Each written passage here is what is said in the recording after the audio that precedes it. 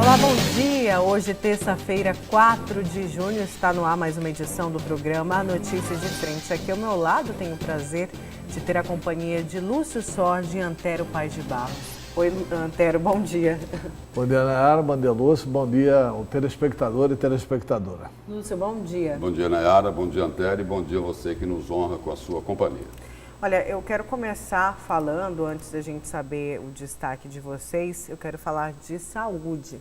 Santa Casa de Misericórdia, agora o Hospital Estadual Santa Casa. Os funcionários da Santa Casa voltaram a protestar em frente à unidade ontem. Nesse protesto, novamente, os funcionários cobrando posicionamento das autoridades sobre os salários atrasados. Eles estão sem receber desde novembro do ano passado. Ainda não há uma definição de quando os repasses serão efetuados pelo governo e que assumiu o controle da unidade. Esta é a segunda vez que os funcionários, em uma semana, que os funcionários saem às ruas pedindo um posicionamento do governo. Segundo informações do 1º Batalhão da Polícia Militar, participaram desse protesto pelo menos 50 profissionais. E vale lembrar que os profissionais alegam que até agora só a Assembleia teria cumprido com o prometido ao repassar 3,5 milhões, que a Prefeitura não teria participado de nenhuma reunião, não teria mandado nenhum representante. As reuniões que aconteceram no Tribunal do Trabalho. E só lembrando também, na Justiça do Trabalho, eles falaram o seguinte, que é bom a gente chamar a atenção: depois que o Estado assumiu o hospital, a unidade hospitalar, os funcionários que estão aí sem receber pelo menos há 8 meses, deixaram de receber aquela ajuda de vereadores, aquela ajuda de lideranças ali de bairro, que eram as cestas básicas, que o Estado assumiu, e ficou aí a promessa de que seria quitado o repasse, o salário atrasado, mas até agora sim resposta. Mas acho que a solução está perto, porque essa mobilização já fez um frisson lá na Prefeitura.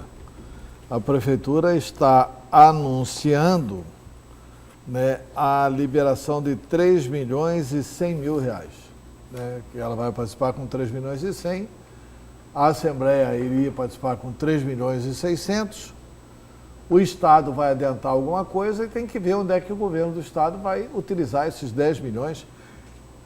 Se é que esses 10 milhões já vieram ou se é apenas uma promessa do governo federal. Mas a nota deixa claro que o dinheiro da Prefeitura vai ser para o salário dos funcionários, porque o presidente ali do Conselho de Enfermagem, o Dejami Soares, não é? Sim, é da Assembleia também, né? Não, ele tinha dito o seguinte, que a Prefeitura... a Prefeitura e a Assembleia tinham prometido esse aporte financeiro, e depois a Prefeitura teria voltado atrás e dito que o dinheiro seria para custeio, para ajudar com insumos, se eu não me engano, foi o que ele falou, ajudar a Prefeitura no custeio. Quer pagar a internação. Isso, no custeio durante funcionamento e não mais para essa ajuda salarial. Mas a Assembleia foi mantido mesmo. Mas teve uma nota que a Prefeitura distribuiu ontem, que estaria, essa nota, eu acho que estaria aguardando uma posição aí, não sei de que órgão seria aí, eu acredito que do Tribunal de Contas, né, para saber a parte legal do repasse desse recurso aí de 3 milhões e 100 mil reais. Mas me parece que esses recursos aí deveriam se destinar ao pagamento dos salários atrasados dos funcionários, porque é o que mais preocupa, aliás, é o que é mais urgente nesse momento, porque eles não têm o que comer. Como você citou aí, Nayara, as doações de cestas básicas que chegaram a existir há alguns dias atrás, eles nem isso estão tendo mais. E uma outra informação que a Prefeitura divulgou nessa nota de ontem, e nós demos essa notícia lá no Jornal do Meio-Dia, é de que a Prefeitura disse que não foi convidada para a reunião da Justiça do Trabalho, o que já havia sido contestado pelo presidente do Sindicato dos Enfermeiros e também pelo Dr. João José, o deputado que é da Comissão de Saúde da Assembleia e que acompanha, em nome da instituição, essa crise, essa polêmica em torno aí da Santa Casa de Cuiabá, onde a preocupação maior nesse momento aí resolver o problema dos salários atrasados dos servidores. Chega a ser irritante essa posição da Prefeitura de Cuiabá.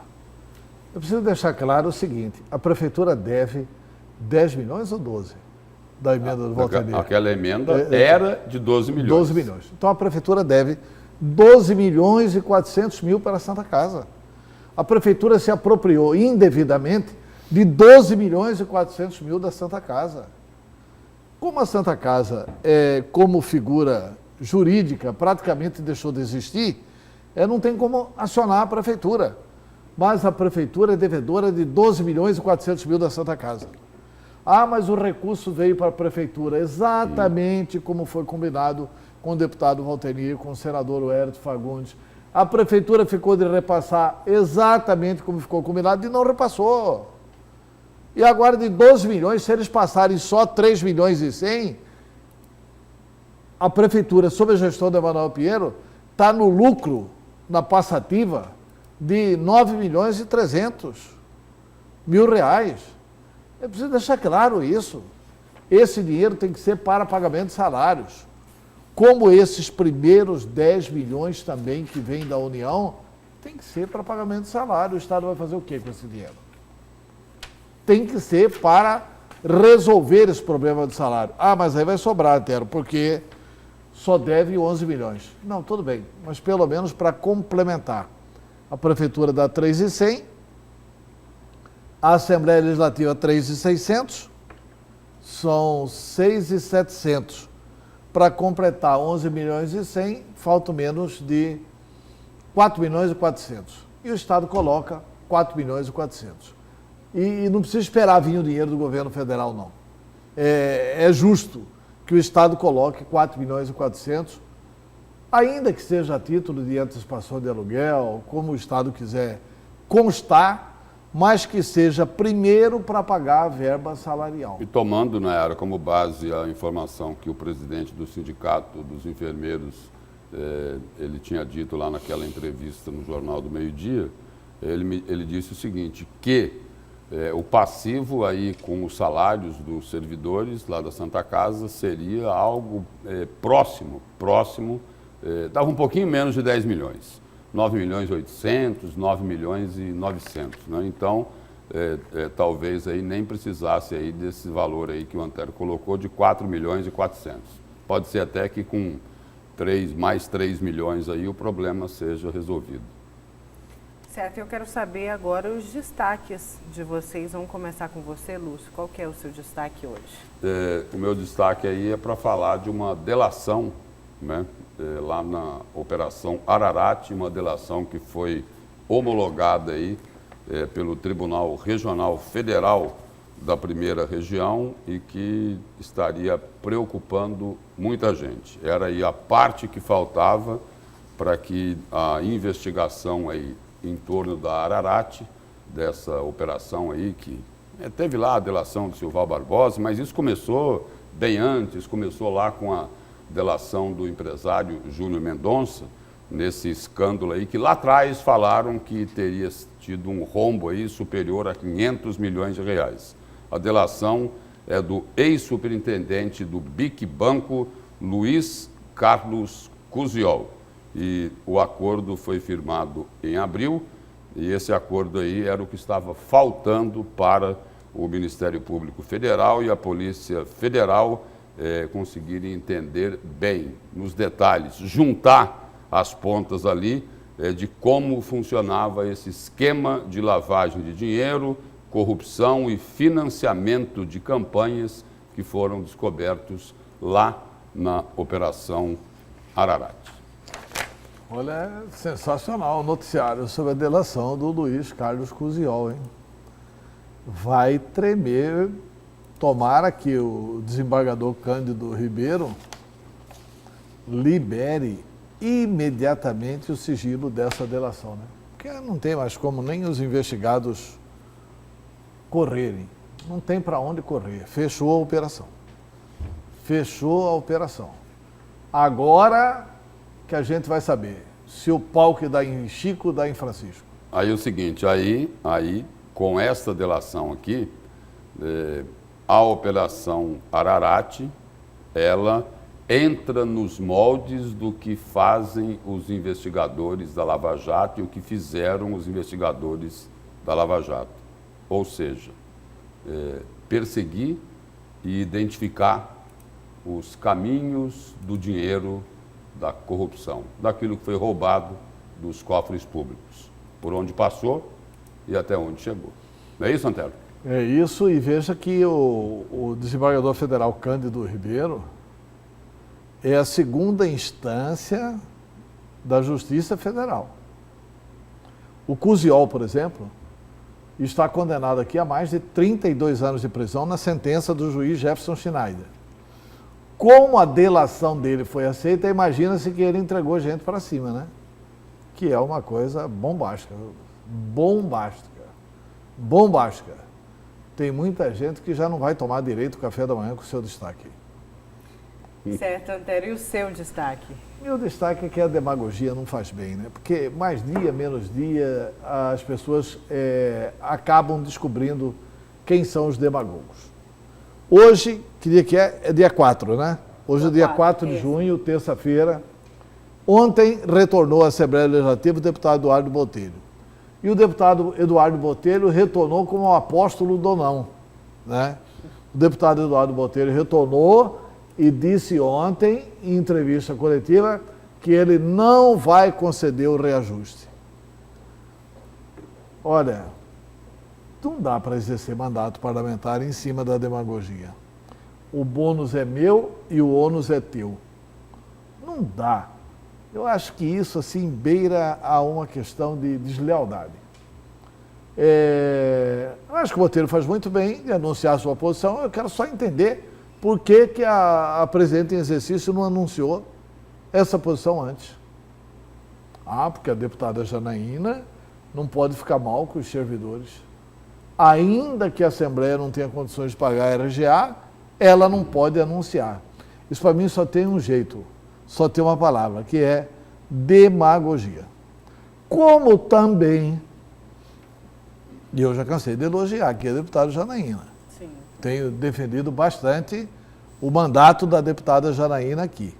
Mas eu acho que o Botelho ganha pontos, talvez ganhe algum desgaste internamente dentro da casa, que poderia ter sido evitado se isso tivesse sido anunciado durante o tempo que ele esteve afastado.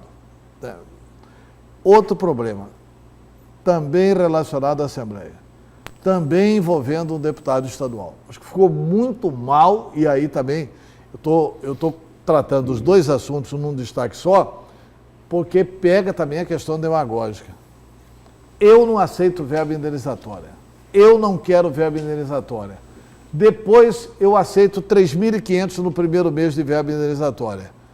E depois eu faço um projeto de lei para ter metade da verba indenizatória, o que seria um avanço. Mas eu viajo no avião do Iraí. Aí não dá, né? Aí a ética vai para onde a ética? Para o brejo? Para o brejo. A ética vai para o brejo. Que ética é essa do MBL?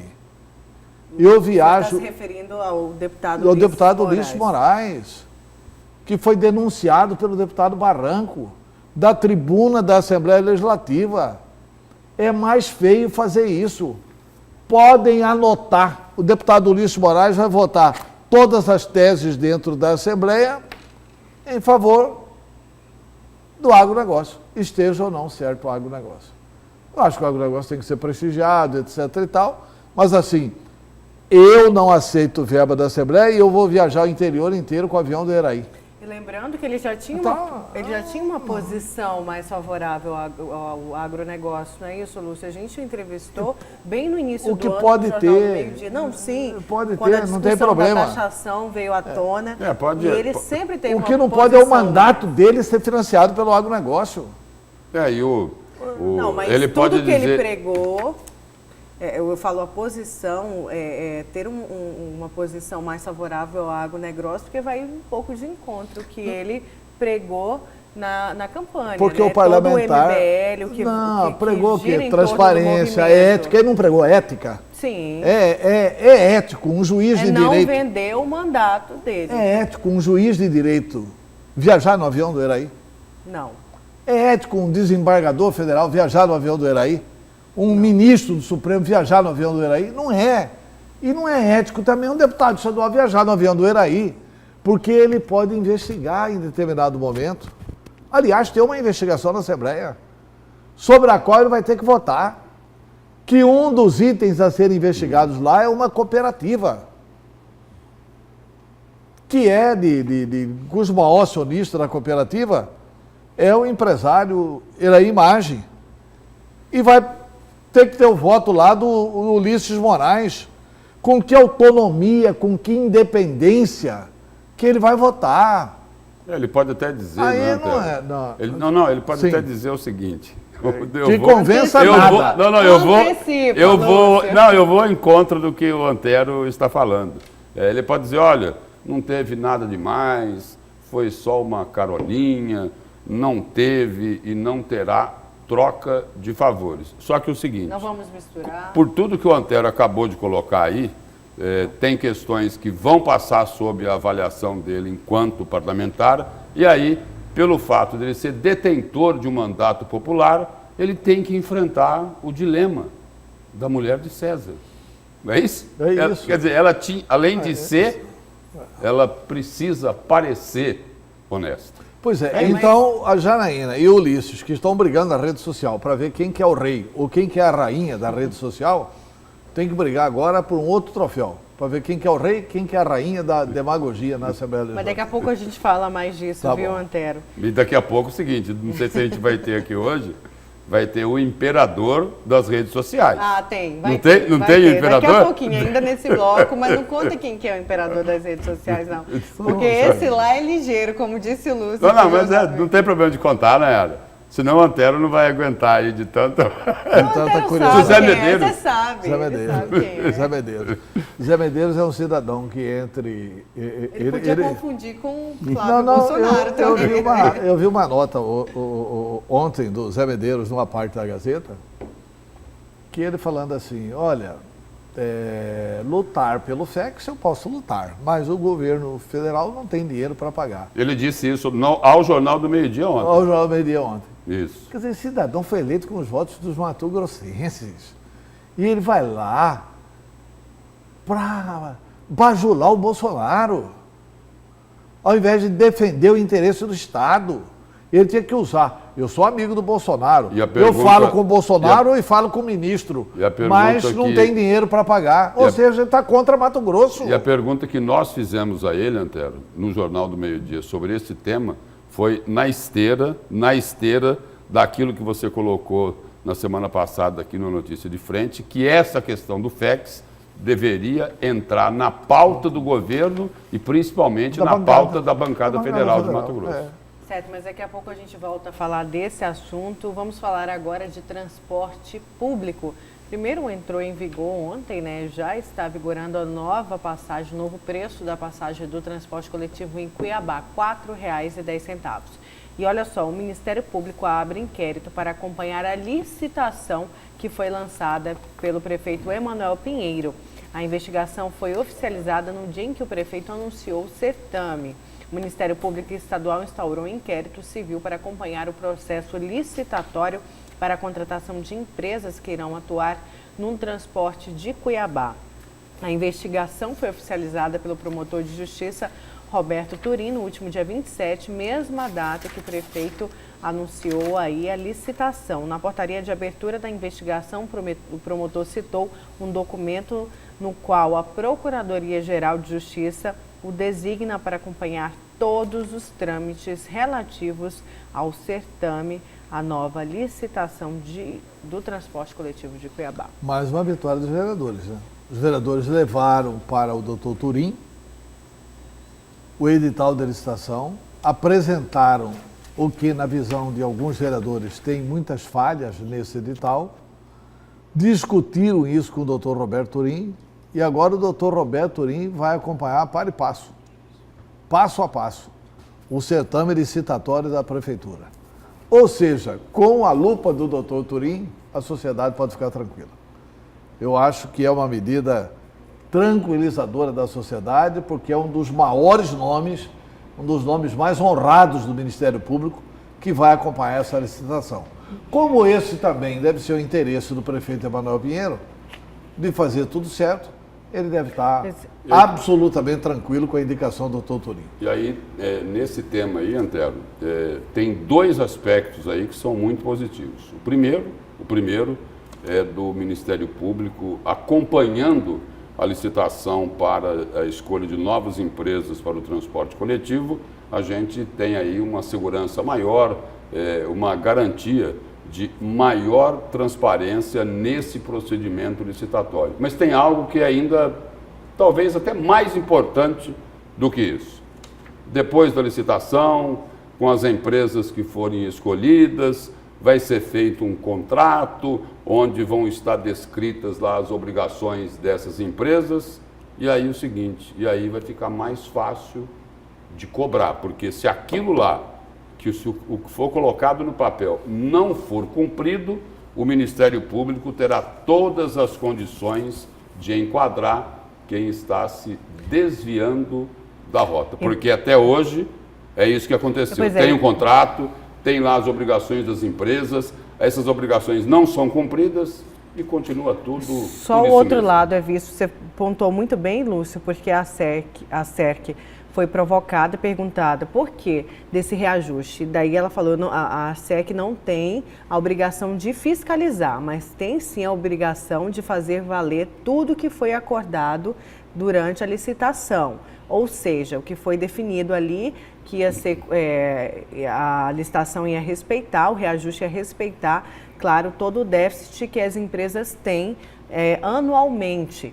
E a SEC respondeu que é isso que ela faz. Ela é um órgão neutro que tem apenas o dever de cobrar e de fazer valer o que foi previsto na licitação, no contrato de licitação. E quem deveria passar, quem deveria fiscalizar e que é provocada com pesquisa, segundo aí a ARSEC, é provocada com pesquisa todo um ano, porque a ARSEC diz que faz uma pesquisa para saber aí como está a satisfação do usuário do transporte coletivo, seria a CEMOB.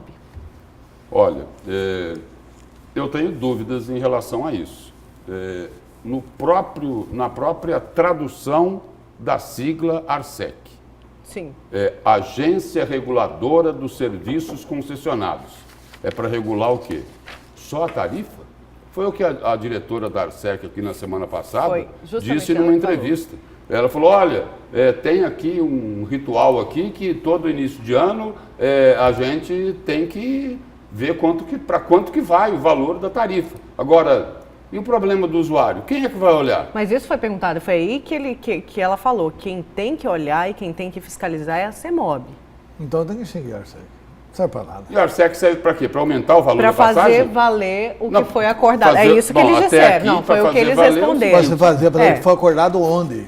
Na licitação, quando foi lançada. Então ela é obrigada. Por isso da importância do Ministério Público acompanhar essa nova licitação. Mas então, Nayara, ela é obrigada a controlar tudo. Sim, mas o que foi respondido. Porque aqui vai estar previsto também a questão dos pontos de ônibus. Tudo. Que nunca a ARSEC fiscalizou coisíssima nenhuma. Tanto é que a Prefeitura tem feito pontos de ônibus para os empresários, quando está no contrato que a obrigação é dos empresários, mas nunca a Prefeitura, não é Emanuel Pinheiro, não, nenhum prefeito, nem Emanuel, nem Mauro Mendes, nem Chico Galindo, nem Wilson Santos, nenhum prefeito cobrou que os empresários fizessem os abrigos de ônibus como está no contrato. Né?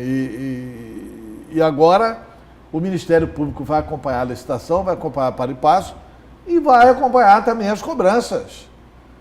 Vai ser bom porque vai possibilitar até o enquadramento da ARSEC. Né? Se a ARSEC claudicar, se omitir, porque ela tem o dever de vigiar. Se ela não vigiar, ela poderá ser... Algo que o Ministério Público, de repente aqui, em conjunto, até com o Tribunal de Contas poderia fazer, é uma informação assim da mais alta relevância para o transporte coletivo de Cuiabá e principalmente para o valor da tarifa. algo que poderia ser feito aí, um levantamento minucioso, detalhado, para a gente saber uma informação que fica oculta dentro de uma caixa preta quase inviolável. Afinal, quantos passageiros utilizam o transporte coletivo de Cuiabá diariamente? Este é um segredinho guardado a 7 chaves pelo sistema e pelas empresas que compõem o sistema de transporte coletivo. Porque aí é o seguinte, eles trabalham com os números que lhes convém. A suspeita é de que os números que eles apresentam não são os verdadeiros. Por isso mesmo que eu também concordo com você. Eu falei apenas a resposta que foi dada quando a ARSEC foi questionada. Mas e aí? Vocês não fiscalizam? Vocês estão do lado de quem? A resposta foi, somos neutros. Estamos aí para cumprir o que foi acordado durante a licitação. E o termo que deveria ser usado aí não é seu o termo foi utilizado lá pela direção da ARSEC, o termo a ser usado não seria esse. Não é neutralidade. A ARSEC é uma agência autônoma, portanto, deveria ser independente. Ela é independente? Na prática? Esse é o questionamento. Ela é. Deveria Quero saber se ela gostaria de ser independente. Ela é, mas não quer ser. Ela é, mas não quer ser a melhor explicação. Por lei, ela é independente, mas não se comporta como tal. Né? Ela se comporta como uma empresa muito chegada nos números favoráveis aos empresários. Sempre assim. Vamos seguir então, olha só, vamos repercutir agora uma fala do presidente da Câmara, Rodrigo Maia, que cobrou aí do governo do estado uma agenda, né? Porque até agora, segundo Maia, o governo teria apresentado apenas a reforma da Previdência, o que não configura uma agenda. Ou fazemos reformas ou vamos para o colapso, afirma Rodrigo Maia. Quem é isso? Não, o governo federal. O governo federal. Cobrou do governo federal, sim, do governo federal. O presidente da Câmara... Eu achei que ele estava brigando com o Mauro Mendes. Ah, não. Isso já é uma crítica ao governo Mauro Mendes. Não, é que você falou governo do estado. Eu falei governo do estado, desculpa então. O Lúcio não entendeu.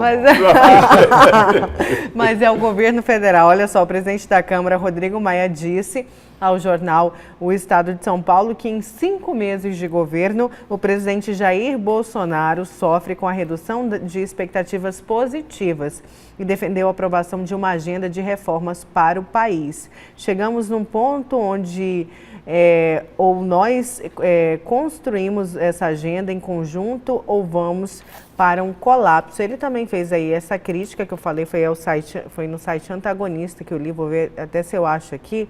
Enquanto eu procuro essa crítica que o país ainda não tem uma agenda, vamos assistir a essa fala de Rodrigo Maia. Ser ou não ser governo não é o mais importante. O mais importante é ser a favor de uma agenda que construa um futuro melhor para a população brasileira. Esse deve ser sempre o compromisso do nosso partido. Quais são os projetos, qual é a responsabilidade do parlamento, e não é tudo responsabilidade do parlamento, vamos separar a responsabilidade. O Poder Executivo tem muitas responsabilidades, o Poder Judiciário, quando toma uma decisão, também tem responsabilidade, e o parlamento tem responsabilidade. Não podem transferir todas as responsabilidades e todos os males do Brasil para a Câmara dos Deputados e para o Senado da República, presidente Davi. Nós temos responsabilidades. Aliás, o Democratas sempre teve responsabilidade. Temos muitos desafios pela frente. Como disse, nesse novo modelo de coalizão implementado pelo novo governo, há, sim, algum descontentamento. Mas você é o nosso interlocutor. Você tem conseguido levar a mensagem não de velha ou de nova política a este governo, mas da boa política, que é o que o Democratas está fazendo desde o primeiro dia do mandato do senhor presidente. Então, essa a fala aí do Rodrigo Maia, do presidente da Câmara Federal, e também Davi Alcolumbre, o presidente do Senado, que eu me referia também que ao jornal o Globo, Maia disse ontem que a agenda para o Brasil a gente ainda não viu. A Previdência não é uma agenda, é uma reforma racional e necessária para equilibrar as contas públicas. Ela não resolve qualidade na educação, médico no hospital, produtividade no setor público ou privado e crescimento econômico ou desemprego. Alfinetou aí o Rodrigo Maia, o governo federal. É difícil também, né?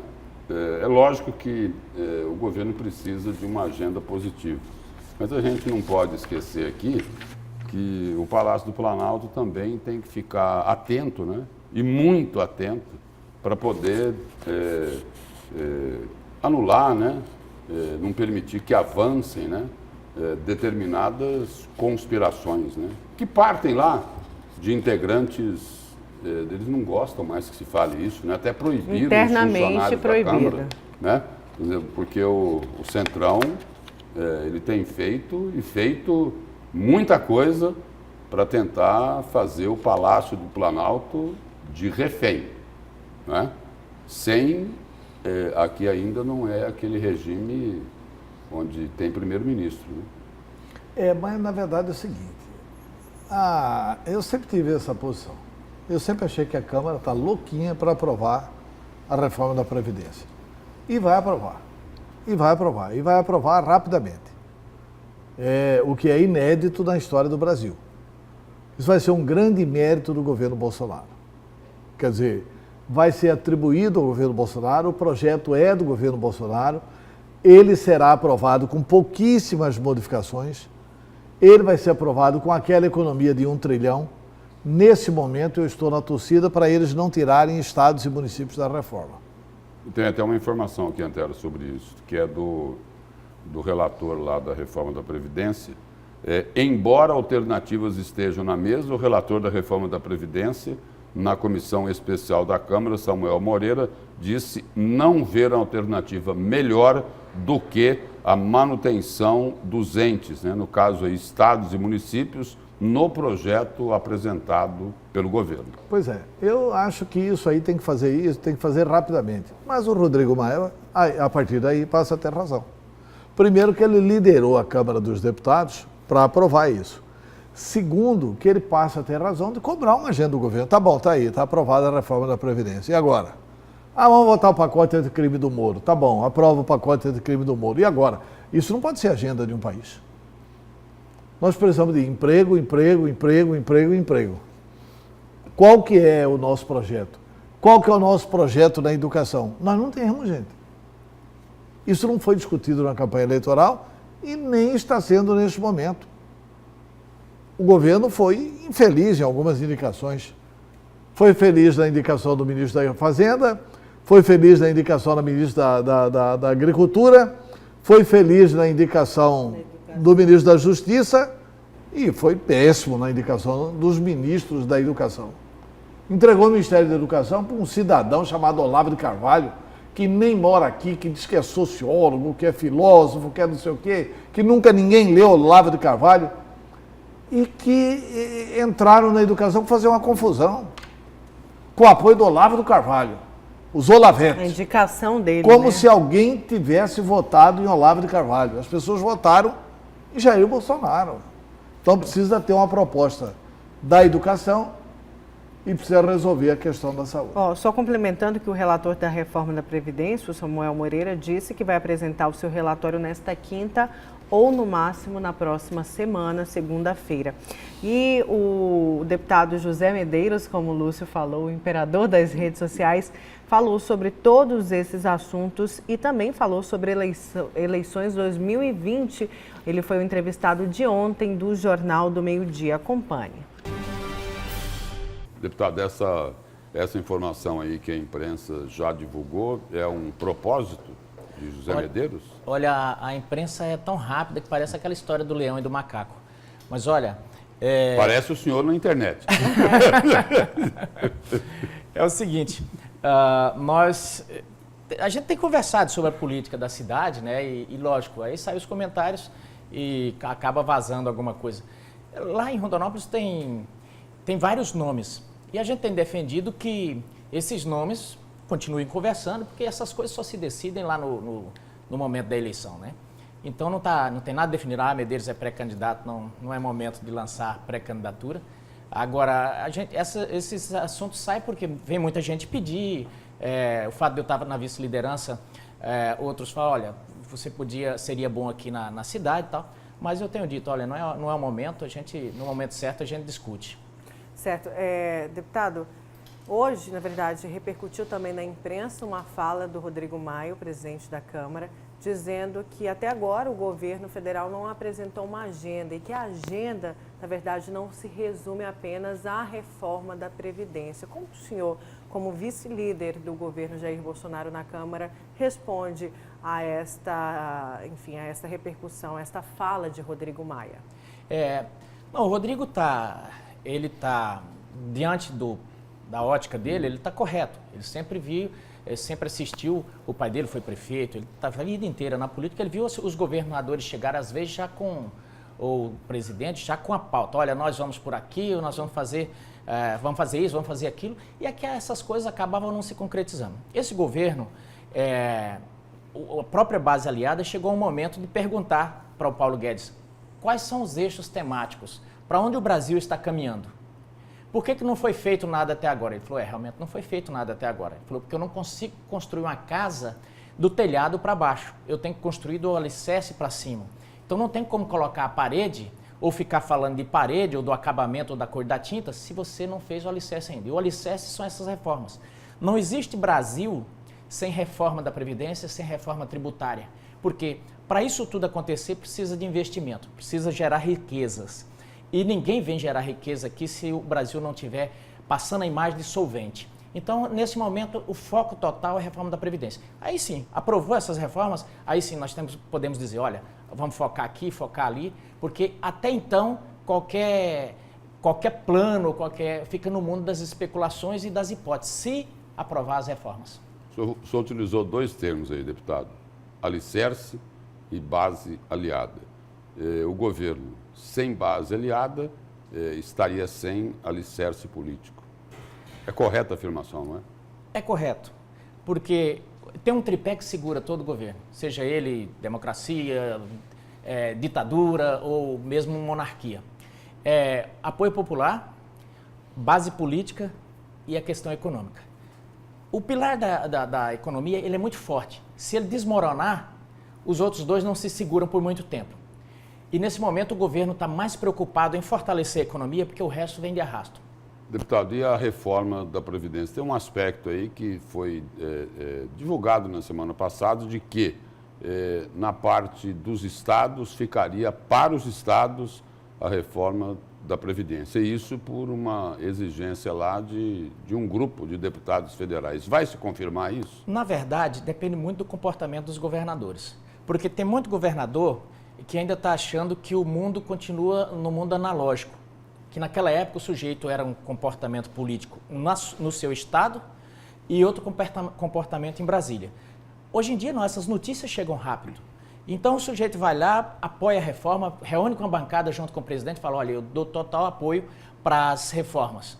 Quando ele chega no estado, ele chega desancando o Congresso e dizendo que essa reforma é contra o trabalhador, que não sei o quê. Então, como o Congresso começou a apanhar muito dos governadores, então o pessoal chegou e falou, não, tudo bem, os governadores não querem a reforma? Então tá bom, nós vamos fazer só a reforma que realmente aqui da para pressionar, então? É uma pressão? Eu creio que sim. Agora, não é blefe. Eu sinto que se os governadores não mudar, se o Flávio Dino, o menino aqui do Piauí, principalmente os do Nordeste ali, se eles não mudarem o comportamento, não vai fazer a reforma dos estados, vai deixar a bomba na mão deles. Agora, a bancada federal, deputado aqui de Mato Grosso, não poderia conversar com o governo, com o Palácio do Planalto, com o presidente Jair Bolsonaro, para não querer colocar como condicionante a liberação do FEX só depois da reforma da Previdência? Porque o FEX é um direito que o Estado tem, não é? Que está sendo usurpado. Exatamente. Eu sempre disse que Não teria que haver aí uma força-tarefa da bancada federal para resolver isso? Segurar o dinheiro é apropriação indébita. Mas, na verdade, é o seguinte, isso sai, esses comentários, a grande verdade é que não tem dinheiro. Não é só questão do Estado de Mato Grosso. É 1 bilhão e 900, quase 2 bilhões para todos os estados, e o governo não tem como desembolsar isso agora. Então, sai essas conversas condicionando, mas a promessa que nós temos do Paulo Guedes é tão logo tem a receita, o pagamento. Essa é a promessa. Essa é a promessa. Porque o que foi colocado publicamente foi outra coisa. Lógico, sai. Não é? Sai vários... sem reforma da Previdência, não tem FEX. Sem reforma da Previdência, não tem liberação do Fundo de Garantia. Na verdade é assim, é que alguns pegam a analogia que é feita, o seguinte, sem reforma da Previdência, sem prenúncio, sem expectativa de crescimento, não vai ter dinheiro, logo não vai ter FEX nem Fundo de Garantia. Seja respondida a pergunta inicial do Lúcio. Sem a reforma da Previdência, não tem o FEX. Ele enrolou um pouquinho, mas no fim respondeu. Ele falou assim, sem FEX, ele falou assim, sem receita, não tem FEX. Aí o que eles dizem é o seguinte, só tem receita com a reforma da Previdência. Mas se for isso, tá bom, porque vai aprovar a reforma da Previdência, né? O que falta no Medeiros, ele tem um bom relacionamento, o que falta no deputado Medeiros é ele assumir essa luta para Mato Grosso. É ele dizer ao Mato Grosso que ele está lá para defender o Mato Grosso e não que está aqui para entregar o governador lá se o governador não falar bem do governo Bolsonaro. Teve um momento aí que ele falou assim, olha, o Mauro fala bem do governo aqui, fez os ajustes igual o governo federal está fazendo, e fala bem do governo aqui, realmente, ele defende o governo aqui. Então, enfim, o Mauro é coerente. Agora, pelo amor de Deus, o Brasil não pode mediocrizar as relações políticas. Nós temos o assunto reforma da Previdência. Aí vem o vice-líder do governo e diz aqui em alto e bom som o seguinte, olha, se o Flávio Dino do Maranhão, que é do PCdoB, e o governador do Piauí, que é do PT, não mudarem de posição, dizendo que essa reforma prejudica os trabalhadores, nós podemos não fazer a reforma dos estados e os estados que se virem, pelo amor de Deus. Jogar esta bomba na mão deles, jogar foi o essa termo que bomba ele na mão usou. deles, pelo amor de Deus, cara. Quer dizer, então você não tem convicção do que você está fazendo bem ao Brasil. Então, se o Flávio Dino for contra fazer o bem, você vai na do Flávio Dino. Tá de brincadeira, né? O Flávio Dino tem todo o direito de criticar a reforma que ele quiser. Na democracia é assim, entendeu?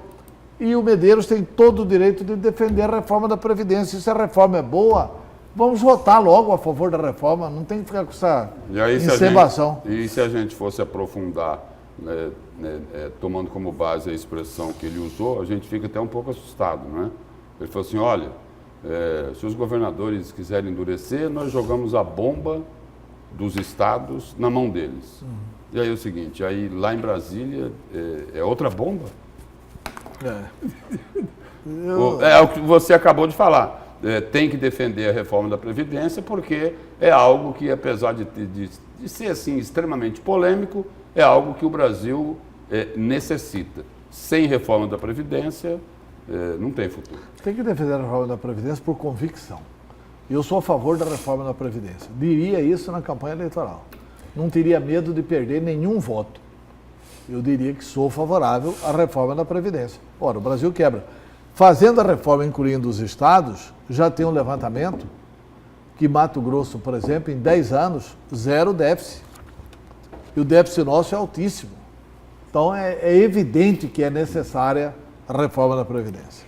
Certo, vamos então para o nosso primeiro intervalo, tomar aquele cafezinho e na volta a gente continua então. Da Nice. Da simpática Nice. Nice. É bom, Nice, um abraço. E na volta a gente continua aqui com a notícia de frente. Lembrando que tem o destaque do Lúcio e também o do Antero.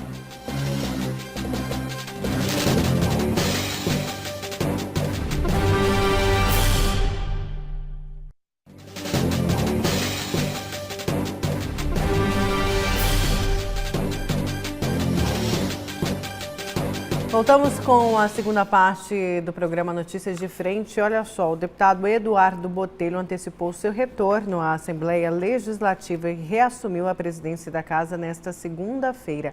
Com a medida, o vereador Toninho de Souza retornou à Câmara Municipal de Cuiabá. Os detalhes com o repórter Oliveira Júnior. Bom dia, Nayara. Bom dia, Lúcio. Você que acompanha o programa Notícia de Frente. Na manhã de segunda-feira, o presidente da Assembleia Legislativa, deputado Eduardo Botelho, reassumiu a presidência da casa. Contrariando o que havia sido divulgado, ele antecipou o seu retorno, mas em entrevista coletiva descartou que tenha antecipado a volta e não disse os motivos. Não houve antecipação. Quando eu saí já tinha um pré-combinado que eu voltaria nessa época. Acontece que para chamar o suplente tem que ter um prazo. Então mas era isso, já estava pré-definido antes. A deputada Janaína Riba, que esteve à frente da presidência durante esses 70 dias, disse que se considera uma filha do deputado e que vai continuar trabalhando junto à mesa diretora, já que ela é a primeira vice-presidente da casa. Nunca um presidente da Assembleia se afastou de forma espontânea para permitir que outro ocupasse a presidência da Assembleia. Só um pai poderia fazer para um filho. Me dá a oportunidade de mostrar que a mulher tem capacidade, a mulher tem competência e que a mulher consegue fazer gestão sem que insistam em dizer que tem alguém ou atrás dela, ou do lado dela, ou alguém ditando o que ela deve fazer. O deputado Eduardo Botelho disse que vai trabalhar no sentido de colaborar para intermediar as negociações entre os servidores, principalmente da educação, que estão em greve devido ao não cumprimento do acordo do pagamento da RGA aos servidores desta pasta. Nós vamos estar juntos aí, intermediando, participando, junto com os funcionários, junto com os sindicatos, junto com o governo. Nós vamos estar, a Assembleia vai estar fazendo o seu papel, que é de intermediar, que é de ser o palco das discussões, e nós vamos chamar essa responsabilidade. Com imagens de Paulo Henrique Oliveira Júnior para a Notícia de Frente. Obrigada, Oliveira. Antério, já vamos direto para o seu destaque, então, que é sobre este assunto, o retorno de Eduardo Botelho à Assembleia Legislativa. Depois do retorno do deputado Eduardo Botelho, eu vi ontem nas redes sociais, aqui no Gazeta Digital, uma manifestação do deputado Eduardo Botelho negando o pagamento do RGA aos servidores da Assembleia Legislativa. Os servidores foram lá pressionar e ele deu a resposta aos servidores. Não, a Assembleia não vai pagar o RGA para os servidores do Poder Legislativo. Eu creio que essa definição não é exclusivamente unipessoal do deputado Botelho. Essa é uma definição da casa. A mesa da Assembleia Legislativa é quem dirige os trabalhos da casa. Isso não é uma definição exclusivamente do presidente do Poder Legislativo. E aí eu fico a perguntar, por que isso não foi anunciado na sexta-feira pela deputada Janaína? Por que deixa exatamente para o deputado Eduardo Botelho anunciar? Não estou aqui querendo estabelecer um manto de proteção sobre o Botelho, mas eu acho assim, a deputada Janaína tomou todas as providências possíveis e imaginárias durante o período em que esteve à frente do Poder Legislativo. Por que não tomou essa? Porque o assunto é ingrato e eu sou a rainha dos servidores? Não dá para ter esse tipo de comportamento. Até porque a deputada precisa se preparar para voos maiores. Ela diz que o sonho dela é ser governadora de Mato Grosso. Só vai poder chegar a governador de Mato Grosso quem trata realmente com seriedade essa questão dos... Eu me perdi aqui com um telespectador, mas só vai poder chegar ao governador de Mato Grosso quem trata com seriedade essa relação com os servidores públicos. Quem diz o que o Estado pode e o que o Estado não pode fazer. E esse anúncio do Botelho, no dia que ele assume a Assembleia, pegou mal para a deputada Janaína. Na minha opinião, pegou mal para a deputada Janaína. Mostra uma certa deslealdade. Porque se é um assunto coletivo, se não é uma decisão unipessoal do Botelho, o Botelho não vai dar RGA porque ele não quer dar RGA. Não é assim. Ele não vai dar RGA porque a mesa diretora entende que não deve dar RGA. Se a mesa diretora entende, por que não foi anunciado pela presidente anterior? Então, esse reparo, é preciso fazer essa correção se quiser no futuro concorrer a cargo executivo. Se quiser ser deputado estadual, ser reconhecida como a deputada que defende todos os direitos dos servidores públicos, pode defender, não tem problema nenhum. Ainda nessa mesma característica de demagogia, de não enfrentar nenhum assunto que desgasta, o deputado Ulisses, ele sabia, desde antes de tomar posse, que o seu mandato seria extremamente vigiado pelos seus colegas e também pela imprensa de Mato Grosso.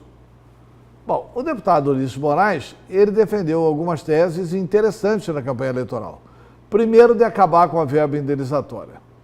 Assim que tomou posse, ele tomou um choque de realidade. E aí, ainda assim, foi exemplo. No primeiro mês de mandato, ele foi um parlamentar que recebeu apenas R$ 3.500 da verba indenizatória. Depois, nos outros meses, ele passou a defender que essa verba indenizatória fosse pela metade, que os deputados têm direito a 65 mil, que a verba indenizatória fosse de 32.500 para cada deputado estadual. Chegou a apresentar um projeto de lei. Esse projeto de lei foi derrotado na comissão. E ele fez disso um cavalo de batalha contra os seus colegas deputados, não se limitando a anunciar aos seus eleitores que aquela era uma posição dele, de anunciar ao público. Pois bem, na semana passada, o deputado Barranco resolveu fazer o enfrentamento da tribuna com o deputado Ulisses Moraes. O deputado Barranco sobe à tribuna e diz o seguinte: pior do que receber a verba indenizatória, muito pior, é estar andando o Estado no avião da AproSoja, no avião do Eraí Maggi, no avião de entidades que são fiscalizadas por este poder, que têm interesses tramitando nesta casa. E a acusação do Barranco, feita cara a cara, frente a frente, e para a imprensa de Mato Grosso também, deixou muito mal o deputado Ulisses Moraes, porque a defesa dele foi pífia.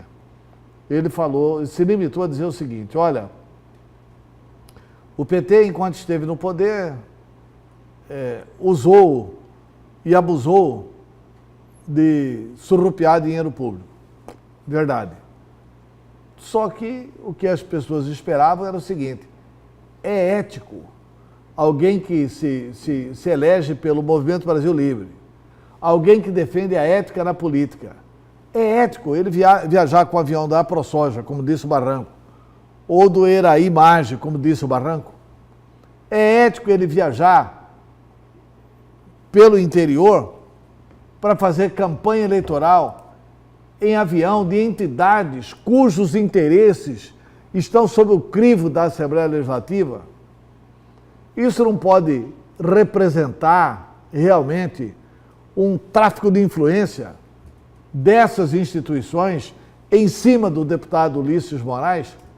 Eu acho que o Ulisses Moraes ficou mal nessa questão da demagogia. E eu acho até que ele ganha o título da Janaína.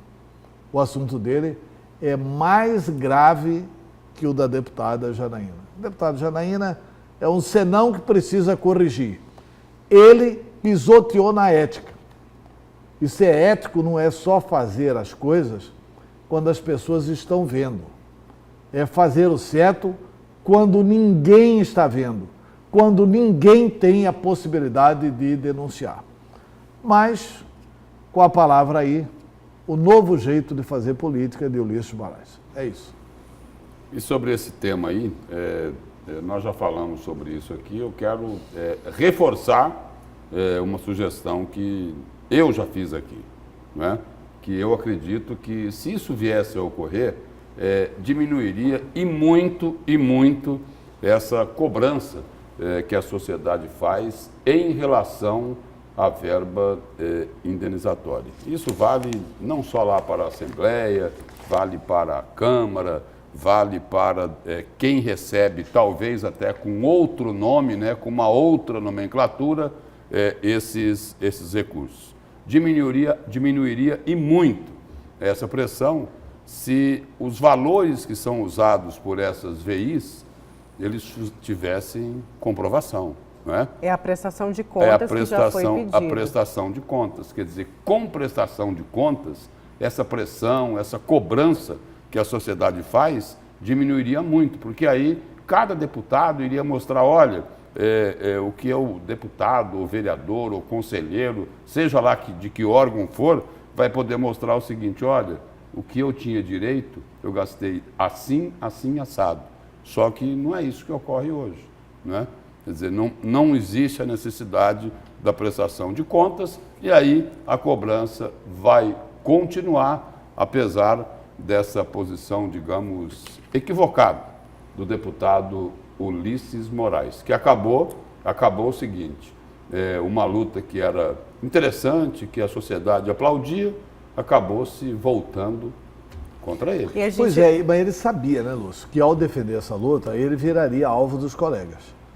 Principalmente ao defender essa luta, porque uma coisa é defender essa luta, publicizar isso, não estou dizendo que não publicize, que não dê publicidade, publicizar isso para a população, mas ele dá publicidade à população e fustiga lá dentro da Assembleia Legislativa. Olha só. Né? Então, assim, e tem essa questão ética, gente. O presidente da República não pode receber presentes.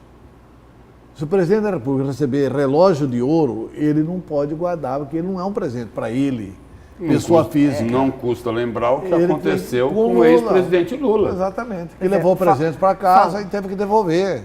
E teve resposta aí do deputado Ulisses Moraes ao deputado Valdir Barranco. Ele falou o seguinte, petista, Ulisses Moraes respondeu afirmando que o Partido dos Trabalhadores é o campeão da torra de gastos, onde vai, e o deputado Valdir Barranco seguiu a tradição ao tornar-se recordista de despesas no primeiro mês no Legislativo. O novato afirmou ter a liberdade de estar indo dar palestras em vários lugares e isso seria um dos motivos das caronas de avião. Eu tenho, abre aspas, eu tenho rodado o estado de Mato Grosso, tenho feito minhas viagens, boa parte delas faço de carro. Quando recebo convite para dar palestras em algumas exposições rurais, vou sem nenhum problema, disse. Garantiu, entretanto, que apesar de estar em alguns outros lugares, a visão é sempre tentar economizar ao máximo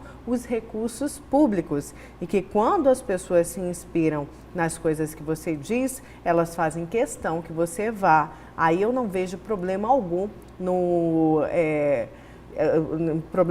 de um parlamentar aceitar convites para dar palestras e levar seu modelo novo de política, que é o que a gente está fazendo, fecha aspas. Para encerrar, ele afirmou que algumas das frases recorrentes do Movimento Brasil Livre, um MBL, da qual faz parte, para classificar aí Barranco. Ele usou algumas frases do MBL. O PT sempre vem aí dizendo e acusando, fazendo essas coisas, sempre tentando desmoralizar nosso discurso, mas o PT adora um dinheiro público. Isso já ficou comprovado nacionalmente, ele disse à imprensa, o deputado Ulisses Moraes. Olha, mas ele desqualificar quem o denunciou não torna válido o que ele fez. E a justificativa foi que ele foi dar palestras em eventos rurais. E que é muito bom ele ir no avião. Para mostrar um novo modelo de política e para economizar ele usou as caronas. Foi o que eu coloquei aqui no início. Isso aqui é ou não é propina? Ele diz que é uma forma de economia. É de economia ou de propina? Isso é economia ou é propina? Ele está dizendo que vai usar a estrutura de instituições sobre as quais ele vai decidir, ele vai julgar, ele vai votar no parlamento, ele vai usar isso para economizar dinheiro público. Ninguém quer que o senhor economize dinheiro público assim. As pessoas querem que o senhor seja justo na Assembleia Legislativa. As pessoas querem que o senhor defenda as suas convicções, mas defenda as suas convicções sem estar que as suas convicções sejam suas e não sejam financiadas. A partir do instante que ele é patrocinado. Olha, é crime um juiz, um desembargador, imprimir uma revista do tribunal e ter lá o patrocínio da Caixa Econômica Federal. Por quê? Porque se ele é juiz federal, ele pode julgar a Caixa Econômica Federal. Ele não pode ter esse patrocínio. O doutor Lira não pode ter o patrocínio da ProSoja. Não pode ter o patrocínio do Eraí. Esse é o novo modelo de fazer política. Converse com a turma do MBL, eles vão atualizá-lo. Não pode ser que isso seja defendido publicamente pela MBL. E se a entidade quer pagar por uma palestra, que pague, enfim, a palestra que ele vá, então, com os recursos, né, do que foi... É menos vergonhoso ele utilizar pelo menos os 32.500 que ele está defendendo. Utiliza esse dinheiro e vai. Qual que é o problema? Que ele está economizando dinheiro público para colocar em dúvida o posicionamento dele em função deste ou daquele assunto. É menos grave, é menos grave utilizar os recursos aí dessa verba indenizatória, é menos grave utilizar esses recursos do que correr o risco de perder a autonomia e a independência que ele deve ter enquanto parlamentar. Mas isso vai acender luz, agora a população vai acompanhar toda a votação, todo o posicionamento do deputado em relação a essas entidades rurais, principalmente em relação a Eraí. Ele se coloca mal, né? Porque ele vai, vamos supor que ele pense com convicção em votar tudo a favor dessa turma, porque eu acho que ele vai votar tudo a favor dessa turma. E agora vamos pensar que ele está patrocinado para votar tudo a favor dessa turma. Se era polêmica o que ele estava buscando, ele conseguiu. E eu digo o seguinte, uma certa unanimidade, né? Desse lado aqui, a briga é com Janaína Rivo. Aí vem para cá com Valdir Barranco do PT. Se era isso, ele atingiu o objetivo. Pois certo, vamos para mais... Vai rodar na mídia social essa explicação do Ulisses, hein? Que é um modelo novo de política, de viajar por conta da ProSoja e do Eraí. Super novo isso. Isso é da antiquíssima República. Isso é da velha República. Vamos então para mais um intervalo. Na volta a gente continua com o programa A Notícia de Frente. Não saia daí.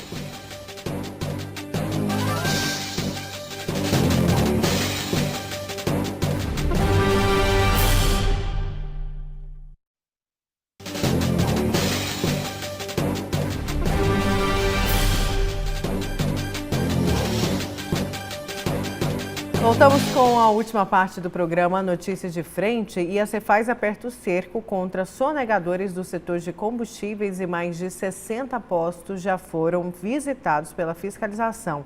Entre as irregularidades, há posto que possui até gambiarra de energia e água, empresas laranjas e adulterações na bomba que também prejudicam o consumidor.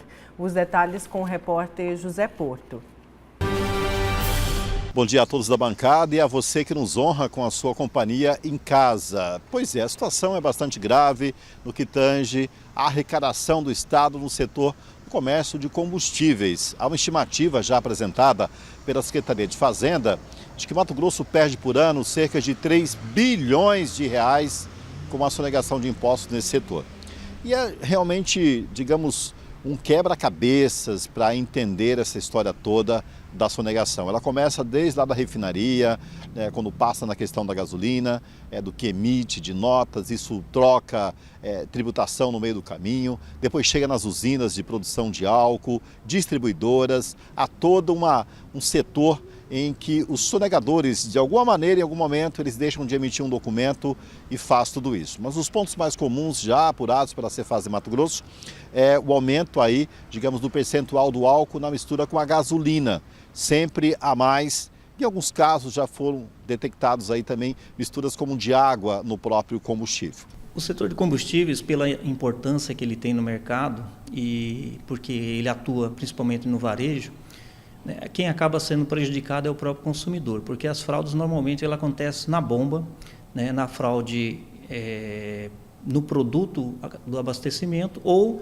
carretas que são roubadas ou desviadas no trânsito e acabam circulando sem nota fiscal. Então acaba chegando um produto ou adulterado ou desviado de alguma forma nas bombas dos postos de gasolina. As suspeitas seriam o quê? Nós tivemos aí algum tempo atrás, em décadas, que era solvente na gasolina, aquela questão toda. Hoje parece que a principal suspeita é a mistura com água ou até mesmo o etanol, ou seja, né, uma mistura que parece um etanol que, isso, claro, agrega na gasolina e que passa do percentual que seria aí, digamos, indicado. Sim. A fraude ela se sofistica, né? Então, nós temos alguns postos que já foram até denunciados em várias matérias aí também circulando no ambiente nacional, de inclusive água no combustível. Mas a fraude mais comum é o aumento excessivo do percentual de etanol no combustível. Agora, existe uma dúvida também, superintendente, uma preocupação por parte do consumidor, que ele para numa bomba, num posto, e o cliente pede para o frentista, enche o tanque.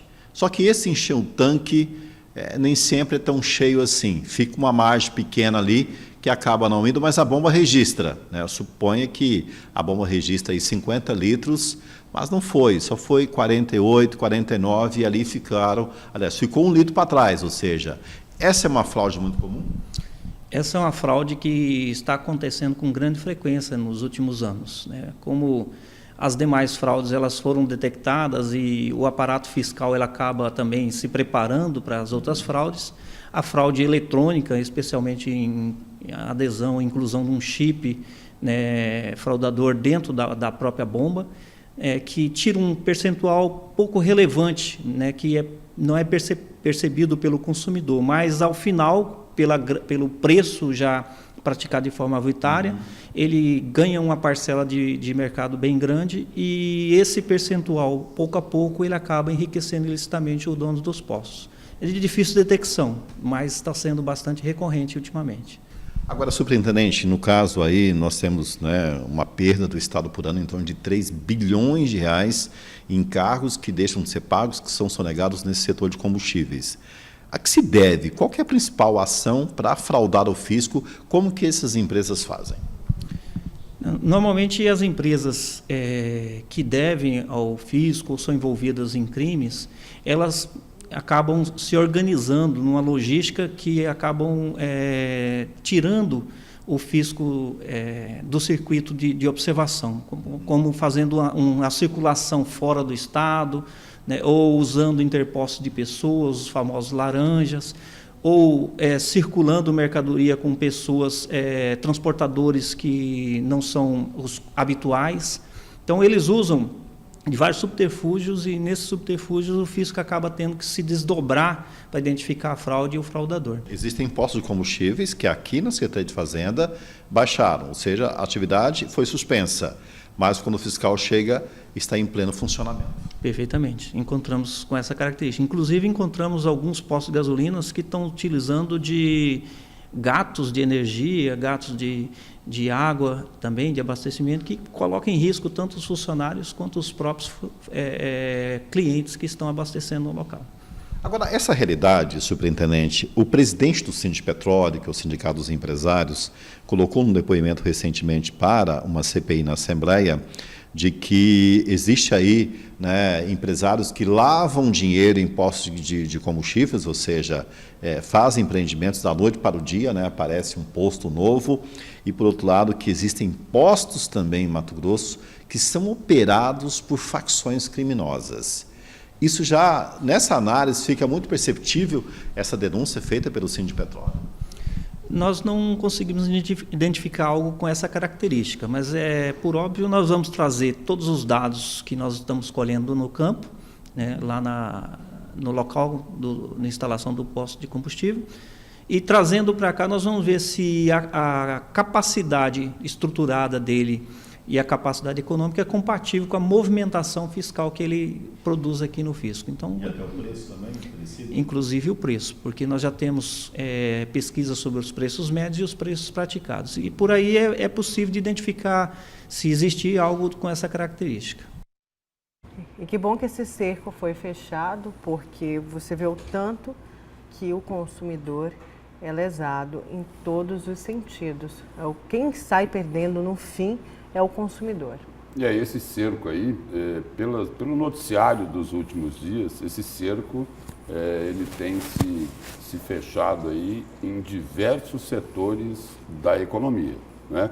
Tem se fechado lá no setor do agronegócio, como nós conversamos aqui com o secretário de Fazenda, Rogério Galo, no programa de ontem. Está se fechando também aí nesse setor de combustíveis, o superintendente de fiscalização do Cefaz. Ele, obviamente, como é uma questão delicada, ele não quis dizer que tem a ver com as denúncias do empresário Aldo Locatelli, mas sem dúvida, também as informações que foram prestadas lá na CPI da sonegação podem estar também embasando esse trabalho de fiscalização. Até porque fala-se o seguinte, que a sonegação nesse setor de combustíveis é milionária, que tem lavagem de dinheiro, que tem prática de dumping, ou seja, o cidadão aí, o empresário, que vende o produto por um preço inferior ao custo para tentar quebrar o concorrente, para depois ir lá e comprar o posto de combustível dele na Bacia das Almas. Ou seja, é um setor aí que precisa colocar lupa nele, né? Precisa colocar lupa, porque as denúncias aí de que a sonegação é milionária. Então, precisa tirar tudo isso a limpo e me parece que é o que a Secretaria de Fazenda está tentando realizar. E vamos para o seu destaque, Lúcio, porque tem muita gente ansiosa aí para ouvir esse destaque, essa delação. Como disse a Antério, teve muita gente que o café ainda nem desceu esperando o comentário do Lúcio de hoje, o destaque do Lúcio de hoje, por favor. Da sonegação para a delação, né? É uma delação assim que tem o efeito de uma bomba, né? Pelas informações que ela deve ter, as informações que devem estar municiando aí as investigações da Operação Ararat. Um ex-diretor lá do BIC Banco faz uma delação e teria entregue todo o esquema da Operação Ararat. A Operação Ararat começou lá atrás, com a delação do empresário Júnior Mendonça, né, de um sistema de factories e que é também proprietário aí dessa rede de postos aí, a Amazônia Petróleo.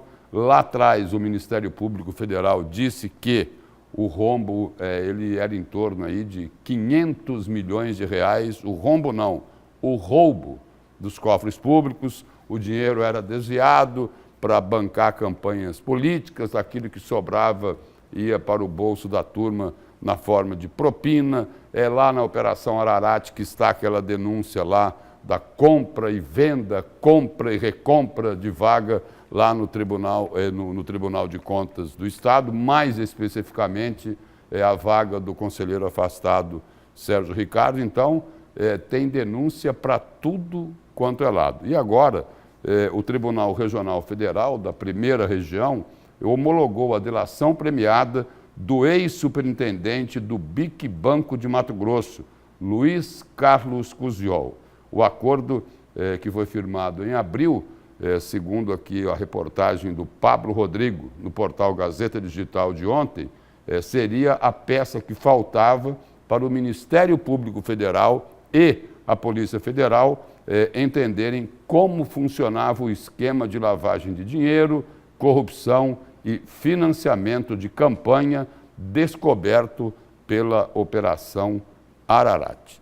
E aí a preocupação que existe aí, como você acabou de citar aí, Nayara, de que tem muita gente que o café não vai descer bem na manhã desta terça-feira, porque teria passado pelo BIC Banco, né? Mais especificamente pela superintendência, lá onde era o responsável Luiz Carlos Cusiol, grande parte dos esquemas de desvio de dinheiro público naquela época. Os depoimentos realizados por Cusiol teriam detalhes que faltavam para as autoridades policiais entenderem como funcionava esse esquema. E aí o seguinte, tem muita coisa que teria sido entregue nesta delação, e-mails, documentos, mensagens e contas bancárias foram revelados pelo ex-superintendente do BIC Banco.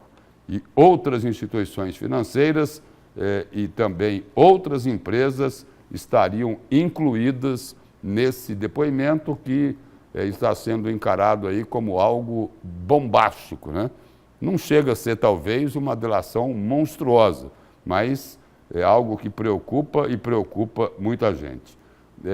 O ex-diretor aí do BIC Banco, Luiz Carlos Cusiol, ele foi alvo da 5ª e da 6ª fases da Operação Ararate em 2014 e já possui, como o Antero citou aqui no início do programa, 3 sentenças condenatórias juntamente com os irmãos e advogados Alex e Kleber Tocantins, o ex-secretário adjunto de Fazenda Vivaldo Lopes e o ex-secretário de Fazenda da Casa Civil Éder de Moraes, sendo que este foi condenado em todos os 3 processos. Isso daí é o seguinte, para se ter uma dimensão melhor desta delação homologada lá pelo Tribunal Regional Federal, é que tem gente aí morrendo de medo de que as acusações feitas contra essas pessoas acabem nas mãos do juiz Jefferson Schneider, lá da Justiça Federal. E o seguinte, e agora ficou muito mais perigoso ainda, porque antes não tinham as informações do ex-diretor, ex-superintendente lá do BIC Banco. E agora a Justiça Federal já está de posse de todas essas informações, mas por enquanto isso ainda está sob sigilo. Mas vem coisa por aí. Vem muita coisa por aí. Porque veja bem o seguinte, só para... Temos um tempinho ainda? 1 minutinho. Tá. Só para situar. Tudo começou com o Pagou.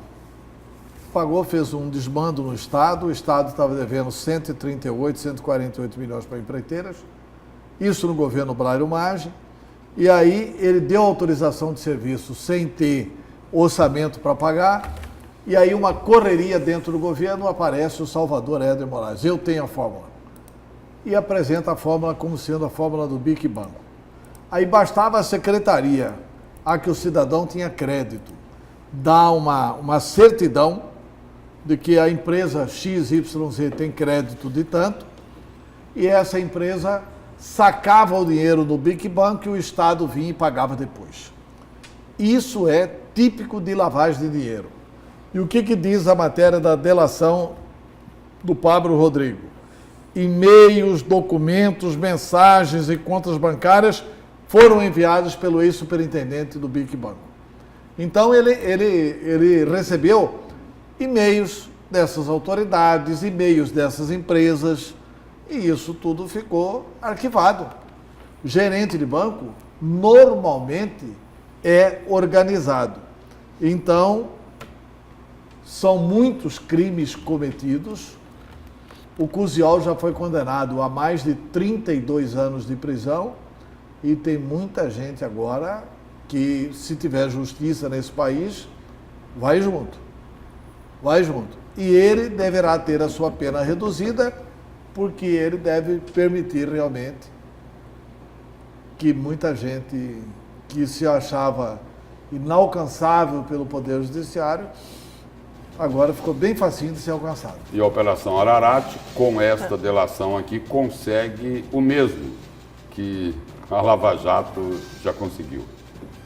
Descobrir o caminho, o trajeto do dinheiro, para saber onde começava a corrupção e depois todo o rastro que ela deixava pelo caminho.